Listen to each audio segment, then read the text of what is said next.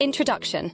An Inspector Calls by J.B. Priestley is a thought-provoking play that explores themes of social responsibility, class, and the interconnectedness of society. Set in 1912, the play takes place in the home of the prosperous Burling family and follows the mysterious visit of Inspector Goole, who investigates the suicide of a young woman named Eva Smith. This analysis highlights the key points and themes of the play, providing insights essential for GCSE English literature. Act 1. The dinner party and arrival of the inspector. The play opens with the Burling family celebrating the engagement of Sheila Burling to Gerald Croft. The setting is the Burlings' lavish dining room, symbolising their wealth and social status. Arthur Burling, the family patriarch, is a prosperous manufacturer with strong capitalist views. He gives a self-congratulatory speech about the future, filled with dramatic irony as he dismisses the possibility of war and extols the virtues of capitalism. Burling's speeches reveal his character as a man who believes in self-reliance and individualism. A man has to mind his own business and look after himself. Sybil Burling, Arthur's wife, is a cold and socially superior woman who chairs a women's charity organisation.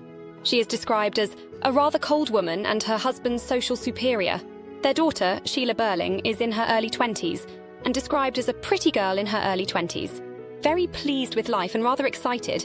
She is engaged to Gerald Croft, the son of Sir George Croft, a business rival turned potential ally through this union. Eric Burling, the Burling's son, is described as in his early 20s, not quite at ease, half shy, half assertive. Eric's relationship with his parents is strained, and he often feels overshadowed by his sister and controlled by his father. His frequent drinking and erratic behaviour indicate underlying issues within the family dynamics. The celebratory atmosphere is interrupted by the arrival of Inspector Goole, who announces that a young woman named Eva Smith has committed suicide by drinking disinfectant. The inspector's presence is described as imposing and authoritative, contrasting with Mr. Burling's pompous demeanour. Goole's methodical approach and moral intensity set the tone for the interrogation. Inspector Goole begins his inquiry by questioning Mr. Burling, revealing that Eva Smith had been employed at Burling's factory and was dismissed after leading a strike for higher wages. Mr. Burling defends his actions, claiming he was protecting his business interests. "It's my duty to keep labour costs down." The inspector highlights the consequences of Burling's decision, implying that each action creates a chain of events. Act 2. The interrogation deepens. The focus shifts to Sheila, who recognises a photograph of Eva Smith, recalling her own involvement in the young woman's downfall. Sheila had Eva dismissed from her job at Millwoods, a prestigious department store, out of jealousy and spite. Sheila's genuine remorse contrasts sharply with her father's lack of accountability. "I know I'm to blame, and I'm desperately sorry." Sheila's reaction underscores the theme of personal responsibility and the potential for change within the younger generation. Inspector Goole's methodical questioning next turns to Gerald Croft. Gerald reluctantly admits to having had an affair with Eva, who he knew as Daisy Renton. He had met her at the Palace Theatre and provided her with temporary financial support and lodging, but ultimately ended the relationship. Sheila breaks off their engagement, illustrating the personal cost of the truth. "You were the wonderful fairy prince. You must have adored it, Gerald." Act 3. The family unravels. In the final act, the inspector interrogates Sybil Burling, who reveals her role in denying help to Eva Smith, now pregnant, when she approached a charitable committee run by Sybil. Unaware that Eric is the father, Sybil coldly dismisses Eva's appeal, insisting the father should be held responsible. He should be made an example of. The inspector then turns to Eric Burling, who confesses to his part in Eva's demise. He had a drunken affair with Eva and, though he tried to support her, his theft of money from his father's business only compounded her difficulties. Eric's relationship with his parents is strained, and his anguish is palpable. "We did her in all right." The family's unity disintegrates as they each confront their guilt and complicity.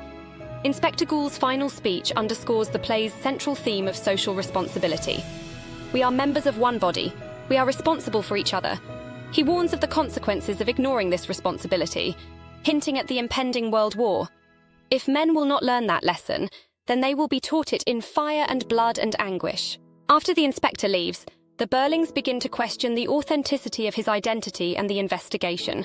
A phone call to the infirmary reveals that no recent suicide case has been reported, leading the older Burlings and Gerald to dismiss the entire episode as a hoax. However, their complacency is shattered by a final twist. A real inspector is on his way to investigate the suicide of a young woman. Key themes: social responsibility.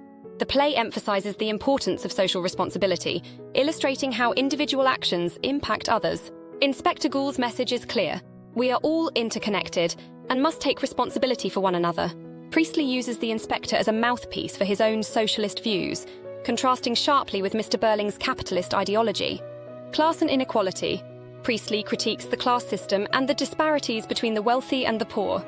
The Burlings' attitudes and actions towards Eva Smith reflect the broader social injustices of the time.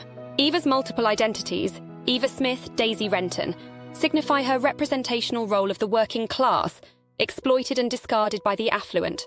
Hypocrisy and morality. The play exposes the hypocrisy of the upper class, who often hide behind a veneer of respectability while engaging in morally questionable behaviour. Each character's involvement in Eva's downfall reveals their true character.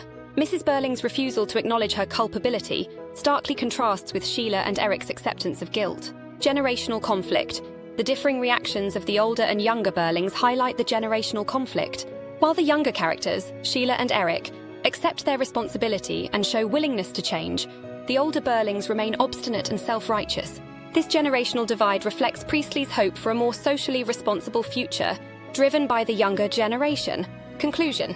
An Inspector Calls remains a powerful and relevant play about the importance of social responsibility, the dangers of complacency, and the need for compassion in society. Through its tightly woven narrative and rich characterization, Priestley challenges audiences to reflect on their own social attitudes and behaviours. The detailed depiction of the Burlings' dining room, the looming presence of Inspector Ghoul, and the dramatic twists and turns of the plot create a compelling and thought-provoking narrative. The play's enduring relevance lies in its universal message. We are all responsible for each other's welfare, and our actions, however small, have far-reaching consequences. Priestley's use of dramatic irony, especially regarding historical events such as the Titanic and World War I, underscores the flawed optimism of the older generation and serves as a cautionary reminder of the perils of ignoring social responsibility.